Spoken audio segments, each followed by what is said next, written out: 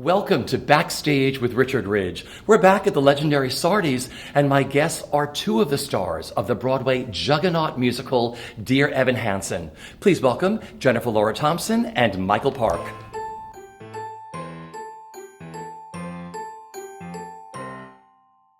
Hi there. Hi. Thank you so much for sitting with me here at the legendary Sardi's. Thank you. Dear Evan Hansen is this phenomenon. I mean, it's taken this town by storm with critics and audiences alike. Have you been able to put all of that into perspective? No, Not really, because there was such a wonderful movement in DC where we started this, and it was kind of a quiet setting, but we had such a wonderful audience there, and people would stop by after the show and say hey, or we'd have a drink at what was it, Station 8, Station 9, Station 4, Station 4, and so that was nice to run into people there, and we got a sense of how important the show was, but nothing like this. Really? So, I'm speaking for myself, and Yeah. I think you agree. We read the script 4 years ago, and with no introduction to what it was about or what character we were playing, and I immediately was taken by it. I thought this is a very important piece, and I've stuck with it from that point forward. Yeah. Just give up anything to be a part of it because it's such an important message. And Pasek and Paul's music is unbelievable, and Levinson's writings is extraordinary. because I remember, before, I'm cutting you off. No worries. You sat that first day, like Michael Gripe brought you all in. Mm-hmm. You had never seen the script before. Mm-hmm. And you sat at this table and you just opened the script, everybody at the same time, and took this journey, right? Mm-hmm. We were given instruction not to read ahead, remember? No, we couldn't. Told not to read ahead. I don't even think we got a script. So we even sitting there like, don't. Right. Yeah. You were going to say something. No, like but that. I remember leaving saying, and I felt the same way that Jennifer did. I remember leaving and calling my agents immediately and saying, whatever you do, clear. Whenever this comes up, if I'm lucky enough to do this again, please clear the schedule for this piece. And I don't remember ever reading something for the first time and having it speak to me like that before, or having myself fit into the piece and the character as well as I did with this, and I gelled so well with it. So it was an easy decision. These are such beautifully crafted roles. I mean, you play the grieving parents, Larry and Cynthia Murphy. And I mean, how rewarding are they to play for you? For me, it's very rewarding to play a mother. Yeah. I am a mother. I've never played an age-appropriate role. So I just feel... Your hair looks great. Your hair looks great. Thanks. You're such an Auburn goddess. But and the message is so important, and they're fleshed out so realistically. It's very present of the moment. It's I'm touching on real aspects of my life, and it's visceral and emotional and raw, and it feels like a drama or a play with great music as opposed to a musical. But the music, it pushes the story forward so extremely well that you don't want to have it without music. So, but it's just been a gift, a real gift that whoever else besides Michael Greif calling and saying, "Well, would you please send Jennifer?" And thank you. Michael, for you, what makes it so rewarding? It's changed me as a parent. The failures of this character kind of shined a light on the failures of my parenting, and it's just changed. Everything has changed the way I communicate with my kids. It's changed the way I communicate with my wife and how we deal with certain situations. And I'm so incredibly grateful that this kind of woke me in a way. Not that way. That's such a present. I feel woke. Thank you. Because I was asleep before. I just think it's just so important, and I pray that other parents are watching this and getting that same experience that I have been living for the last 4 years. We do. We've got a lot of response outside of the... Yeah, let's talk about the fans. You have these incredible fans at this show. People who come back, parents, kids, people who are going through different things. What is your favorite fan moment at the stage door meeting people who have been affected by this show? Initially, it was seeing the emotional response that people had to it, that they shared the experience that we had just had on stage. A lot of them want hugs, they want comfort. They also expressed the thought that this show has literally changed their life. They have a new outlook on either themselves or their parents on their children. And how do you get to do that in theater? You rarely get to really do that in theater. You can change people's lives for a couple of hours, bring joy or sadness, but to make a lasting impact is really, it's amazing.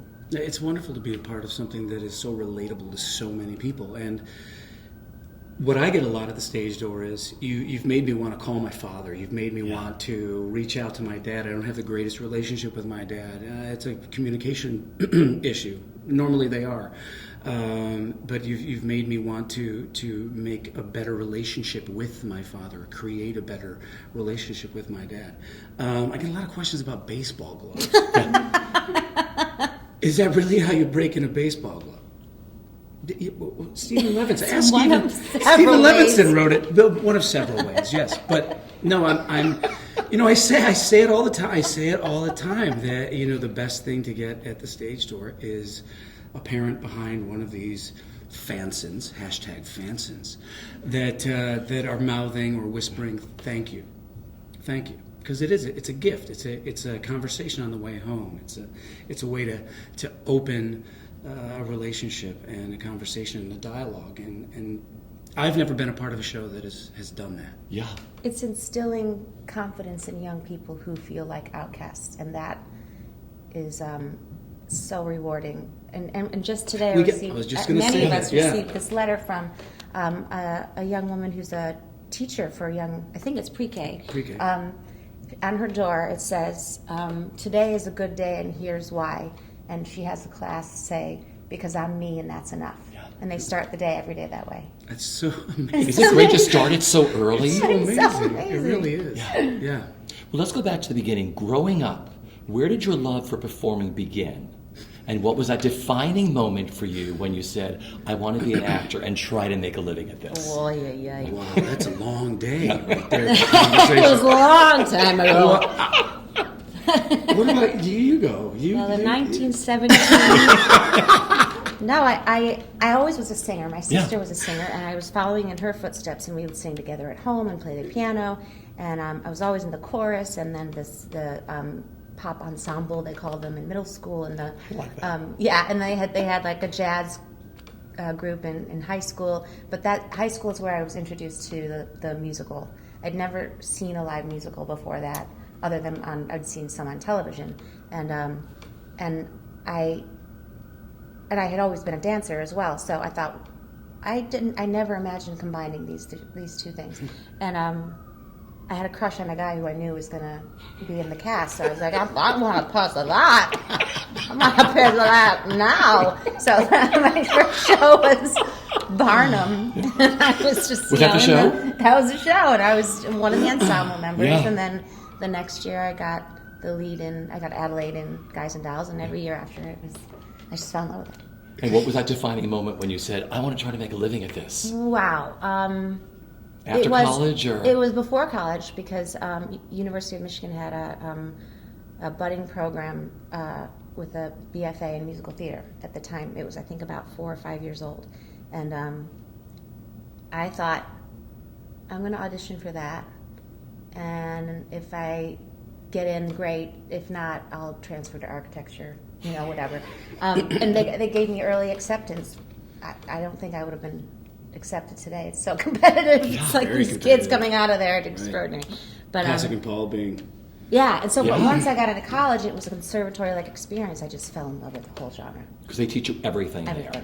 Yeah, like music composition. You have to learn to play piano. You have to learn all kinds of dance, and whatever. It doesn't matter what your strengths are. You try everything. That's great. Michael, for you, growing up. Growing up, my mother was in a band, if you want to call it that, a group called Nice and Easy with her sister and the gym teacher Bob Guy.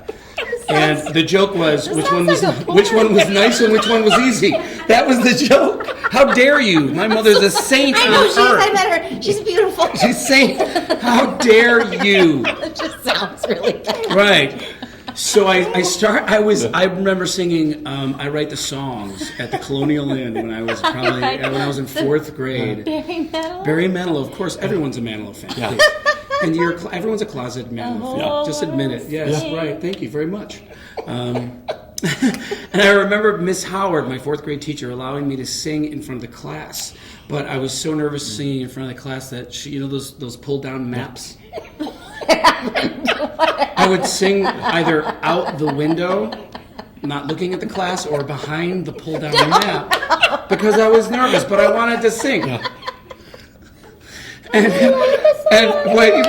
Compound that with my mother dressing. And it was October, so it was a Halloween costume contest. So my mother, we dressed up as the Wicked Witch of the West, and I sang "I Feel Pretty," and I won. That's classic. And I won. And so it started then. I loved. You were the Wicked Witch. I was the Wicked Witch of the West. Yes, I had green makeup and all. But it did something. Although I was getting made fun of, clearly, I don't know why. Singing "Tomorrow" from Annie in the student boys' talent songs. shows. Right. Well, what do I know? I know nothing. I only know what my mother's telling me to sing. So yeah, it's a wonder I wasn't picked on more. But it carried through high school. I don't think anyone really noticed who I was. I was always in the shadow of my brother, who's a brilliant guy, and I was always in the shadow of him until I played Conrad Birdie and Bye Bye Birdie in high school. And that's when I was like, well, okay, maybe I kind of like this feeling. I like this feeling of not getting ridiculed anymore and kind of seeing people seeing my worth, as it were. Yeah. And it wasn't until college and my wife, my girlfriend then, wife now, forced me to audition for Guys and Dolls my sophomore year. And Because you weren't studying musical I wasn't theater. studying. I didn't know. I Graphic did design, graphic right? design and computer graphics. Yeah. But she forced me to audition, and I said, "Well, there's no way I'm going to be cast. Yeah. I'm not a music major, I'm not a theater major." And she said, "Just do it. It'll be fun. Well, I'm not going to be cast either. We'll do our homework in the back, and it'll be fun." I was cast as Sky Masterson, and she wasn't cast. Oh no! So she's actually the one responsible That's the for first me. time you broke up. She's actually. No, she did all the homework. Little do you know. Well, but that I actually owe my journey, as it were, to theater to her. Well, you both have these incredible careers, so let's talk about some of the highlights and just tell me what comes to mind, either a story or a memory. Okay? Here we go. Okay. It's like a speed round. I like it. Let's start with your debuts. Jennifer, yours first. Ariel, Footloose. Favorite memory? Favorite memory, my God. The whole thing was scary. Was it? It was scary. I couldn't believe that it was happening. I couldn't believe that they entrusted me to originate a role on the Broadway stage because I would have expected them to hire somebody who was already established. The pressures of building a new musical and having things, change in the day and go in at night, the whole thing was really overwhelming. I remember not knowing that on opening night, there's no more press there, there's no more critics there. I was still like, I hope I really. And at the end of the show, I was weeping because I was like, it's over, it's finally over. And you had to do it again tomorrow. And then I had to do it again tomorrow, and that was the worst review I ever got. Are you serious? They said I was matronly. You were great in that. Thanks. See? But no, my agent, God damn him, he said, at the time, it's midnight, and he says, don't read the New York Times. Oh, no. I was like, what do you think I'm going to do when I first get thing you home? What a do when you get debut. home. Ugh. But we lasted. It was Yeah. a commercial hit, Yeah. It was You were one of great those in that. first Yeah. movies turned musicals. I Sure. think it was like the beginning of that That sort of- genre. yeah. Now, yours is either Carousel and Smokey Joe's Cafe? It would be Smokey Joe's. Carousel was just, I was understudy and I was standby. And so I was home a lot. But Smokey Joe's Cafe, I remember the audition walking out at A90 Broadway, and they have that double elevator. Yeah. And the hallway goes around it, and I was on one side. It was my lucky elevator. I'm not superstitious at all. Oh, I don't remember you going. So I'm on this side. I'm on this side of the elevator, and I'm saying, "I've got a girl in Ruby was her name," and I hear "is," and I kind of look out. I don't see anybody. I got a girl named Ruby, it was her name. Is her name. And I looked out and I saw this little man kind of poke his head out. And I said, what's the difference? It says, all the difference in the world, dear boy. I wrote it. It was Jerry Lieber. And we had a nice laugh about that. What's the difference? And I was charming, Jennifer. I was charming. Tomato. And I got home to the answering machine message that I had gotten the job. So I was very, very happy. It was a happy day. And that was before you walked in the room to sing for him? No, that was after. Oh, I was good. leaving. No, Did you say it wrong in the room? I didn't sing it wrong in the room. Oh, really? I don't think so. I don't think so. Jennifer, for you, hope in the musical You're in Town. Oh, favorite experience. Another experience where I got in very early and I knew it was something really awesome. And I didn't have a lot of my team on that page because they were all, there was the concern with the title and it's too edgy. And I just thought it was so smart and poignant and hilarious. And that was my intro in the Broadway world into comedy. And it was invigorating. Yeah. Yeah. Michael Monty in Violet. Oh boy, that's another one of those shows that I was so happy to be a part of because the family there was incredible. Yeah. With Michael McElroy and everyone, and it was just I was so happy to create this role that was so unlikable and give him a heart. That was the challenge, to give him a heart in that song, You're Different. So I it's just a beautiful, beautiful moment in time for me. Plus, I found out that my wife was pregnant.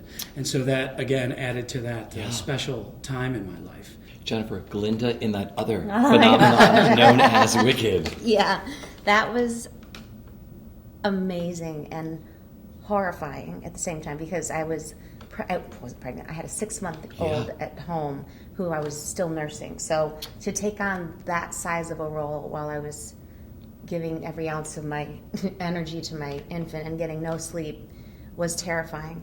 But it was so fun. It was such a fun. The show was beautiful. To this day, I think it's one of the best written musicals. And Will I'm proud to Rowland be a often Yeah. reminds us of how wonderful you were.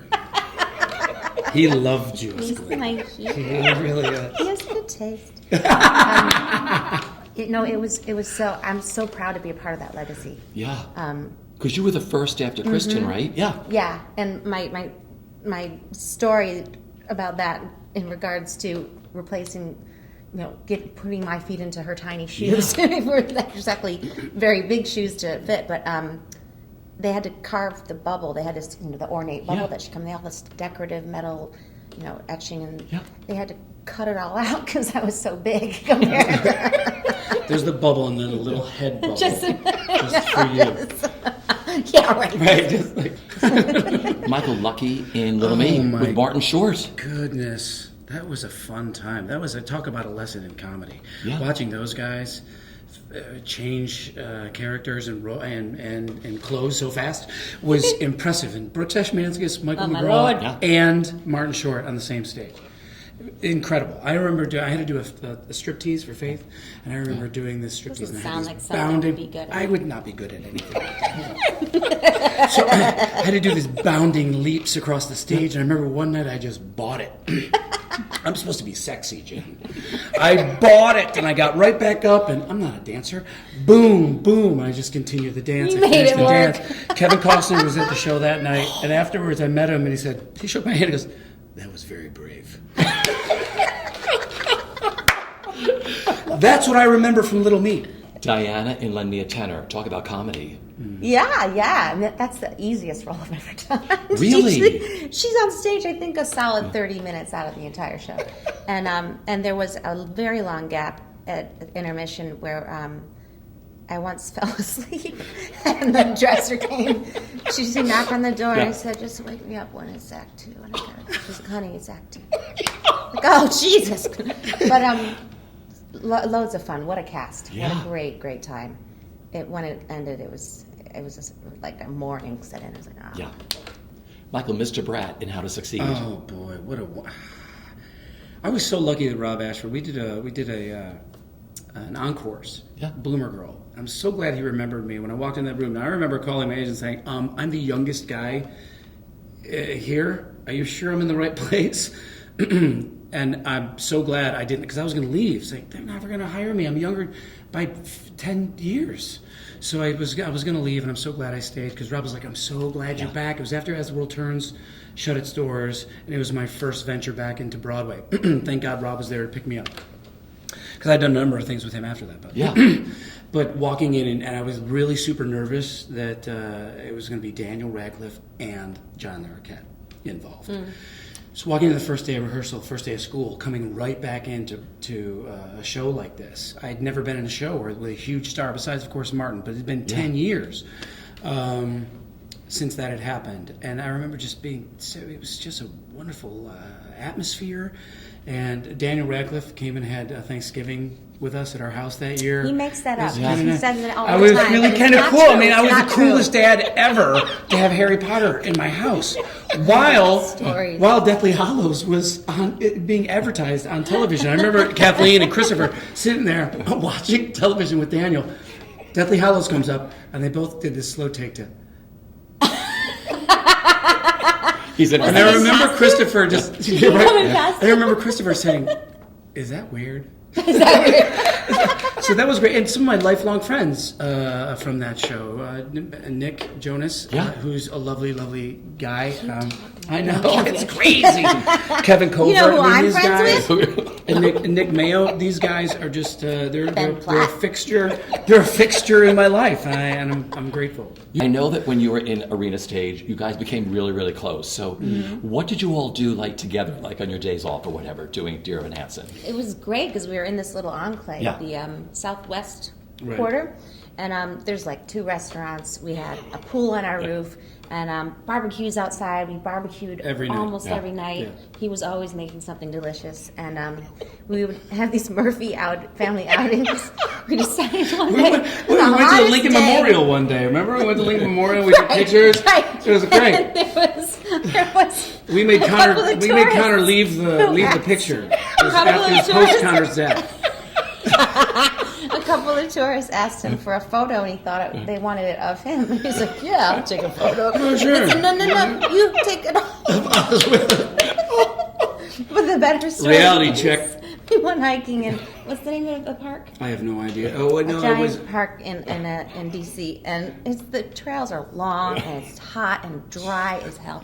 And none of us brought water except Mike Feist, who brought a canteen and a loaf of bread and a jar of peanut butter. Oh, natural peanut butter. It was natural peanut butter.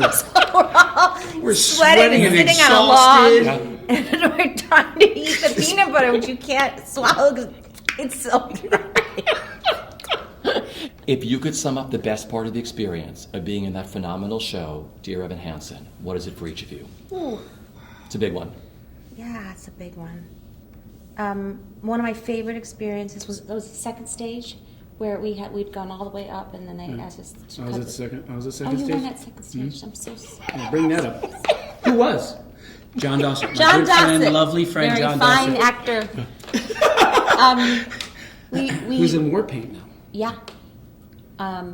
We took our final bow at second stage, and we all know at this point we know what it was at the arena, and now it's the New York response, and there's a lot of anticipation and fear and whatever, and they leapt to their feet, and we took our final bow. We all went up 6 flights of stairs or whatever at the second stage, and half of us are getting out of costume, and they're like, no, come down. For another solid 4 to 5 minutes, they were waiting for us to come back down to take a third bow. We were still clapping. Yeah. And it was so extraordinary. I'm gonna piggyback on that and say the best part of being a part of this was being able to see it. Yeah. Opening night at second stage. Because I didn't really, being a part of it and living it, you lose a sense of what an audience is experiencing when they're sitting in, they're living in it. They're living in the story, as opposed to me just living my story. And I don't remember ever feeling the emotions of pride for my on-stage family and Yeah. pride of being part of such a wonderful show. Also knowing that how special it is, and I stood just weeping, just standing there clapping, waiting for you guys to come back on stage and laughing, knowing that you guys are sweating your butts off. Will's halfway out of his clothes, but I just remember feeling it's this overwhelming sense of pride and for my friends. Yeah.